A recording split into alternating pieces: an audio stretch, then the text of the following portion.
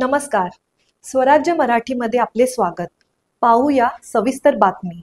केंद्रीय सहकार राज्यमंत्री मुरलीधर अण्णा मोहोळ यांनी मी माहिती न घेताच HND बोर्डिंगच्या संदर्भात वक्तव्य केलेले आहेत आणि मी नुरा कुस्ती खेळणारा माणूस आहे अशा प्रकारचे आरोप केलेले आहेत.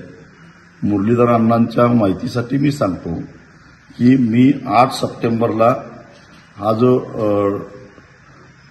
जैन बोर्डिंगची जी जागा विकायची या संदर्भात जो साठेखत झालेला होता त्या संदर्भात हरकत घेणारे पत्र पुणे महापालिका आयुक्त, त्याचबरोबर धर्मादाय आयुक्त, गोखले कंपनी आणि महाराष्ट्र सरकार या सगळ्यांना पाठवलेलं होतं. कारण मुळामध्ये हा जो HND ट्रस्ट आहे त्या ट्रस्टच्या बॉयलॉज प्रमाणे संस्थेची मालमत्ता विकायचा अधिकार कोणालाही नाही. असं असताना धर्मादाय आयुक्तांनी खरं तर ही जागा विकायला परवानगी दिली. हेच मोठं गौडबंगाल आहे. 13 फेब्रुवारीला मालमत्ता विकण्याच्या संदर्भात ट्रस्टचा अर्ज जातो. त्याचबरोबर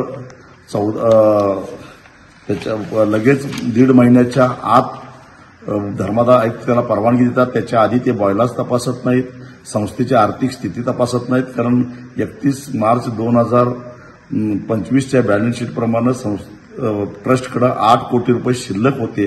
तरीसुद्धा आर्थिक अडचणीमुळे आम्ही जागा विकतो असं ते म्हणत असताना त्याच्यावर विश्वास ठेवतात. संस्थेचे एक ट्रस्टी, एक विश्वस्त चकोर गांधी यांनी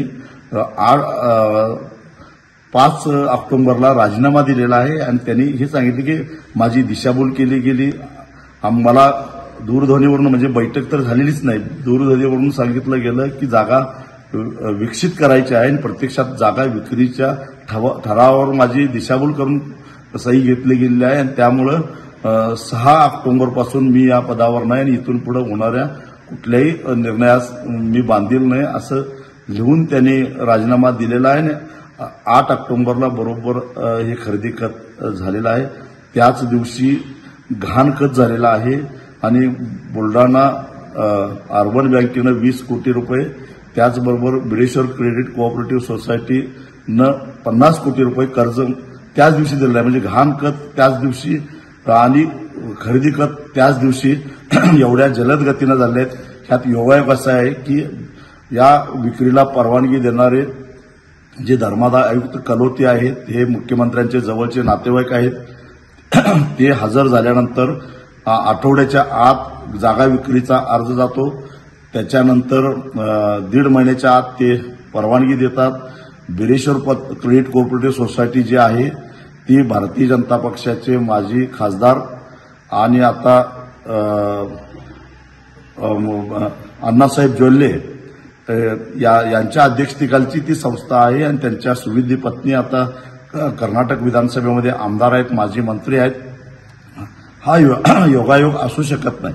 म्हणजे मुरलीधर अण्णा म्हणतात की मी राजीनामा दिलेला आहे, परंतु देशाच्या मंत्रिमंडळामध्ये त्यांची मंत्री म्हणून नियुक्ती झाल्यानंतर त्यांना लाभाच्या पदावर राहता येत नाही. यासाठी त्यांनी राजीनामा दिलेला आहे हे साऱ्यांना माहीत आहे. पण ते सांगतात की या संस्थेचा माझा काही संबंध नाही आहे. तेव्हा वेळोवेळी आम्ही त्यांना सांगितलेलं होतं, त्यांच्याशी संपर्क साधण्याचा प्रयत्न केलेला होता, परंतु त्यांनी गोखले कंपनीचा आणि माझा काही संबंध नाही असं सांगून हात वर केलं आणि म्हणून आम्हाला या गोष्टी सगळ्या चव्हाट्यावर आणायला लागल्या. आमचं आणि मुरलीधर मोहोळ यांचं काही भांडण नाही, मुख्यमंत्र्यांच्यावर काही भांडण नाही, परंतु इथं कुठेतरी मुख्यमंत्र्यांचं नाव यायला लागलेलं आहे, केंद्रीय मंत्री मुरलीधर मोहोळ यांचं नाव यायला लागलं आहे. त्यामुळे या दोघांनी पुढाकार घ्यावा. त्यांचा खरोखर जर हात नसेल तर हा व्यवहार पुढाकार घेऊन विशेष अधिकार वापरून रद्द करावा. आमचं भांडण लगेच संपून जाईल. परंतु 230 कोटीची मालमत्ता विकत घ्यायची. बरं, स्वतः विशाल गोखले यांनी